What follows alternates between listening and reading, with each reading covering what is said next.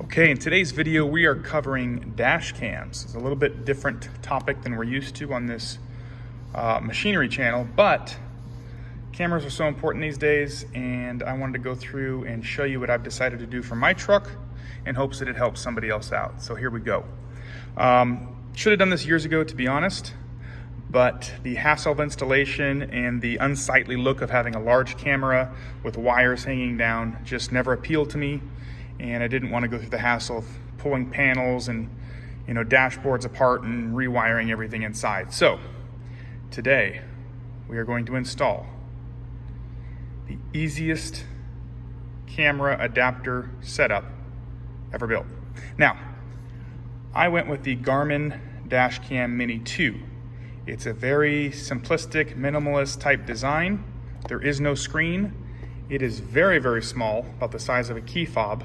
And once installed, you can barely even see it. So that's what I want, something to set and forget. It does require an app. That's the only knock people put on it. You do have to sign up an account and have the Garmin app to be able to access all the features. But you're gonna see just how simple this is to install. We're gonna go ahead and unbox that now. We'll see what's inside here. Ooh, there's the camera. Look how small that is. Tiny, tiny, tiny, tiny. And it goes like that. And this is a save button. It's got that little save icon. You hit that 15 seconds before, 15 seconds after, it'll save that particular portion of the video and will not allow it to be overwritten later when the memory card gets full. So that's a cool feature. You can also do that with voice activation. And the only other button is on this side, and that's for turning the microphone on and off. So you can choose whether it records audio or not. There's the spot for the SD card, and here's the spot for power. Now this is the most exciting part of the whole setup here is the power. Now that's a USB cable. If we open this up, we're probably gonna see, I did it all backwards, fell out of its box, here we go. Okay, so here, an extra mount, which is cool, we'll definitely keep that. And then, some USB cables. Why do we have two? Let's see here. I do not know. I'll have to look that up. Maybe an extra long one and a little bit shorter one. This one looks like it's got a little bit more length. But we're not going to need either of these. Also, a Garmin branded 12-volt adapter, so you can stick this in your cigarette lighter holder and get two USBs. I actually have one of these in my car so that I have, doubled the USB capacity in my vehicle for charging headsets and things like that. So this is a valuable thing. You can definitely keep that. I already have one. Maybe I'll put this in the wife's car. And then it comes with some of the brochures. Now, I don't know why these don't come with memory cards. Maybe it's just a price point thing. So I picked this up on Amazon. I picked this up on Amazon too. I think these are $129. I'm gonna link below so you can buy it right off Amazon. This as well, I'll link that one as well. This is 128 gigabytes. They make larger ones, but this one was only $18, so I picked that up. And you wanna make sure you get a high endurance card. These are cards designed for dash cams and security cams because they're gonna be constantly writing and rewriting over the data. So you wanna have that. And then the star of the show here. This is what makes all this possible because I would not have gotten a dash cam if it wasn't for this. That's the Dongar Technologies Dash Cam Power Adapter. What is this, you're saying? Well, they make them for all different vehicles. Mine is for the Ford F150. This is a 16-pin, and this is gonna fit your truck or your Ford if you have the auto-dimming mirror with the 16-pin. You can double check the compatibility list, but it's most Fords. And check this out. So this is the adapter, and we're going to show you in a minute, but basically you unplug your auto-dimming mirror, you plug this into it, the auto-dimming mirror plug plugs right back on here, so it's just a pass-through adapter, and they've pulled two wires out of there to give you a USB plug. So there's no more wires running down from your camera, up the headliner, around your weather stripping, none of that. Just click this in about 3 seconds, and you've got USB power right up at your rearview mirror, where you can simply mount your teeny tiny camera. Then they give us a couple of options here. two different style adapters. So I guess this is so if your camera has a different adapter. We've got this little mini USB one, and then there's the little bit larger version as well, but they give you both. But they're like 3-4 inches long, so very small. It's going to be a very tidy, clean installation, and my hope is when I put this in the truck, we're not even going to see it. And so that way we don't have to worry about it, or it's not going to obstruct our vision. But it's going to be there when we need it, and we can either hit the button or tell Garmin to record video, and it'll do that for us and save that. So that's the little unboxing, and you know what? I'll go ahead and see if we can open this memory card up. Let's see. Can I do that on the fly? Yeah, we can. Look at that, not too bad. And this is the adapter, so you can look at it on your laptop if your laptop has that capability. I think I may have an iPhone adapter for one of these too. Uh-oh. Now we come to the embarrassing part where we can't figure out how to get this open. I don't want to break the thing. All right, we'll cut this, come back later when I figure this out.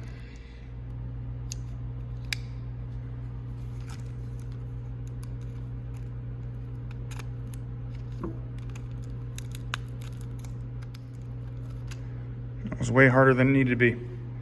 And then somebody online said you put this in backwards. There we go. Perfect. It goes in where the camera facing away from you, this part facing away from you.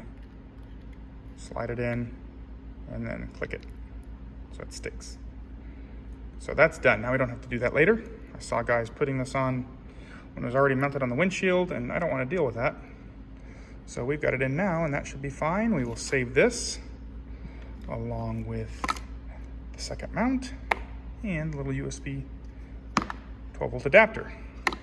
But we won't need any of that for this particular install. I think I bought this online too. Maybe I'll put a link to that if you like that. Little pocket knife. Okay. Let's go take these two things to the truck and see how long it takes to install. Okay, we've moved into the shade and we're about to do the install here. This is a 2019 F150 Lariat with the FX4 package. Obviously, this works on a wide variety of vehicles, but this is how it works on the 2019 F150. And even this model has cameras, not as many as the newer models, but there's a camera up there. I don't know if you can see that in the sun, but the latest model of F-150 has 6 cameras. And so far, they are not allowing us to use those cameras for dash cam purposes. So for now, we've got to go the aftermarket route. I know Tesla's starting to do that on a lot of their vehicles. They've had some of that for a while. So hopefully the other manufacturers follow suit soon, but let's go ahead and jump into this install. Okay, let's just see how quickly this install works. And we'll try not to bump the camera. So first thing I'm gonna do is right behind the rearview mirror is that 16-pin Ford connector. I'm just gonna pull that out and you can see the adapter right there. So if you've got that style, you'll use the same one I'm using here. And this simply goes into the car like that. And then this, I've got a little clip on mine, so I've got to figure that out. And that's done. I think I can keep the clip right there. That's out of the way. I'm not going to see that. And there's my USB. Now the USB is clearly hanging down in my view, so I can tuck that around, or I can zip tie that up here if I'd like. That might be a clean look. Let's just zip tie that. Let me see if I can just fish this around at all. Oh, there we go. There, no zip tie needed. That's not gonna fall out. And that's perfectly fine right there. And now we're gonna grab the camera. Here's the camera. I believe it's gonna be something like this. Now, all I've done is I wiped this down with a glass cleaner and some microfiber cloth. And now I'm gonna take my sticky pad off. Remember, you get one more of these, so if you don't like your position, you probably can change it once. And I see a little residue up there. I'm gonna take my microfiber cloth, make sure I got all that. That looks better. And then we're just gonna stick this up towards the center, but out of the way. And then we're going to try to sit behind it and position it so it's pretty straight. Oh, wow, that's perfect. I wonder if I should have gone a little bit closer to the center. I think I'll be okay for now. And last is I've got to take the proper USB cable. Now the USB cable is included with the Dongar Dash Cam power adapter. So we're going to plug that in here. And then this will get plugged into my USB, which goes like that. And put the cable behind it.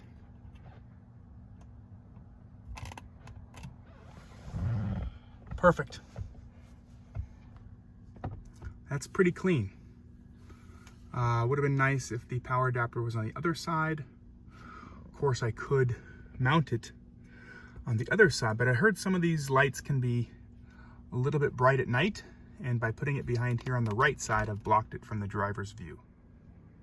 Okay, I'm on the driver's side, looking up, and you can barely see the mount at the top, up right above the rearview mirror, but really it's not in the way. The best part is there's no wires at all hanging down. There's no wires going across and over and then under the seat where everything's visible. That's a really clean installation, and that took all of what, 2 minutes, 3 minutes with me explaining it step by step. So it's really a 1 minute installation. There's nothing to it. That's just amazing.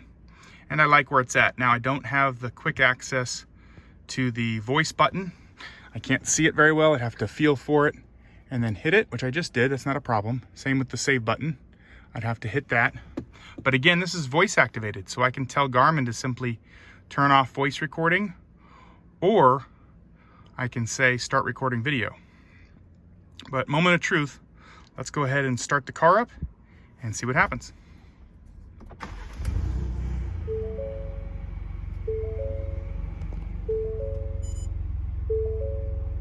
And I heard the power up. Okay, so overall impressions, very, very good. I'm surprised at the simplicity of the setup.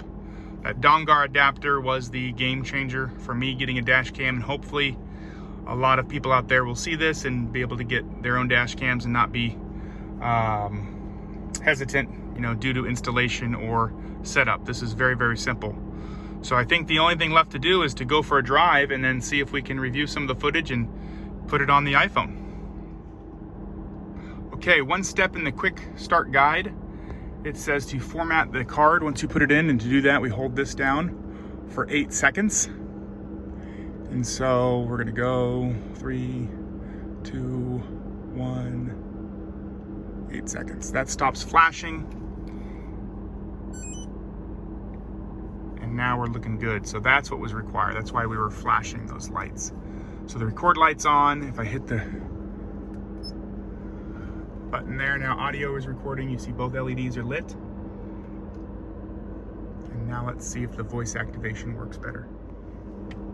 Okay, Garmin, stop audio. It's that simple. Now you can see the LED on the audio is off.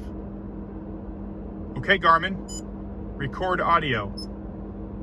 Now it's back on. So that's really simple controls. There's only one button. You can manually turn that audio on and off by hitting that microphone button on the side, and this save button on the back.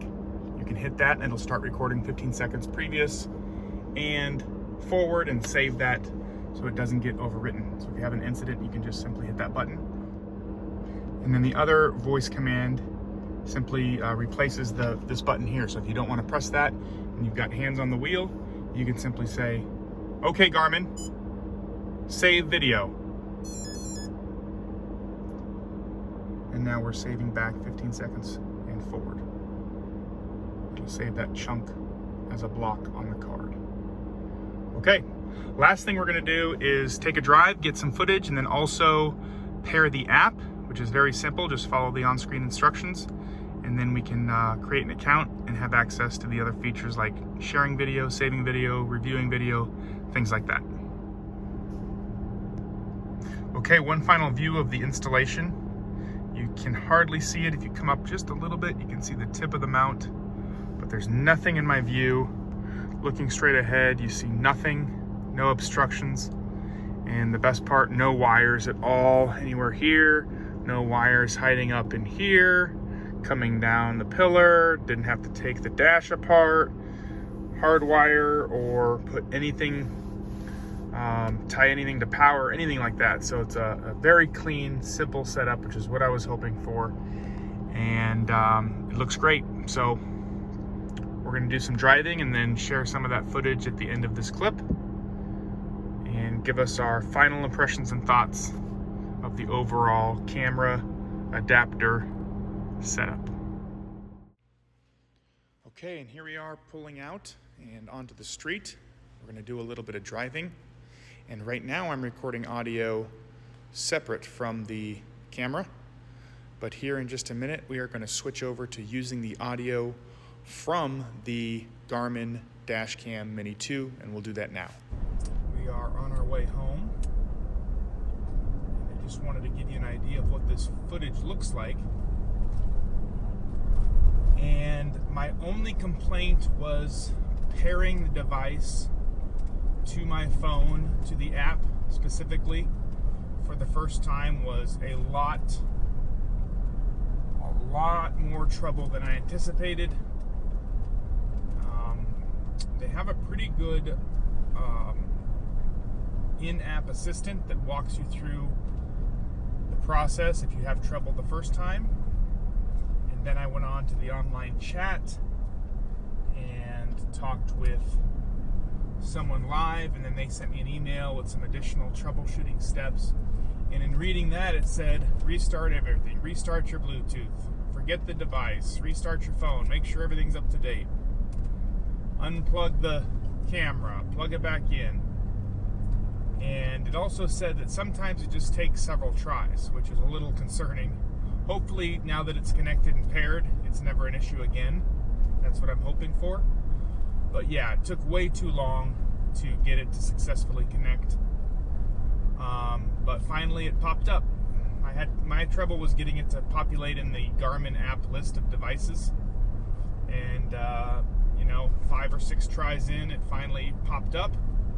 Selected it, finished the setup, and then everything else was pretty simple. And the only online complaint you see is that you have to set up an account with Garmin and give them your information. So you do have to have an account with a password, but other than that, the app works really well. I think you can trim clips, turn on and off the audio from the app, or with a button, or with your voice. So you've got lots of options there. You can easily save clips during an incident. It's got automatic incident detection. So if you get in an accident or hit somebody, it'll automatically save that video and will not record over it when the card gets full.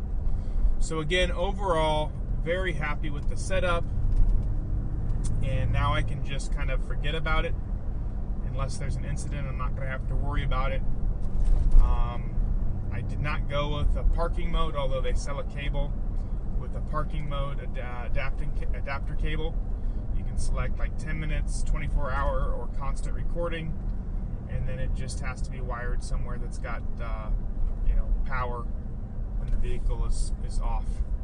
For now, this one works fine. Power goes off to my rearview mirror, obviously, when my car gets turned off, but then when the car gets turned on, it automatically starts recording again. Another interesting thing I just thought of is I have the Ford Pass app where you can remotely start your car from anywhere in the world. So technically, I could park this at my house, aim the vehicle in a certain direction that I want, and if I'm on vacation or out of town, I could actually start the vehicle and record video. I gotta double check if I can access the video from the app. I think you have to be within proximity of the camera to do that. But if I have the Vault service and I've got the camera connected to my Wi-Fi at home, then it would automatically record to the Vault if I asked it to. So there's an option there possibly. I'm not sure if I can connect to the camera in the app when the car is on if I'm nowhere near the car. So I'd have to check on that. But anyway, just a thought that I had. Hope you enjoyed this video. If you did enjoy the video, please hit that like and subscribe button. If you want more car mod videos, truck mod videos, exhaust, oil change, that kind of stuff, if you like that content, please like and subscribe. It goes a long way. And until next time, peace.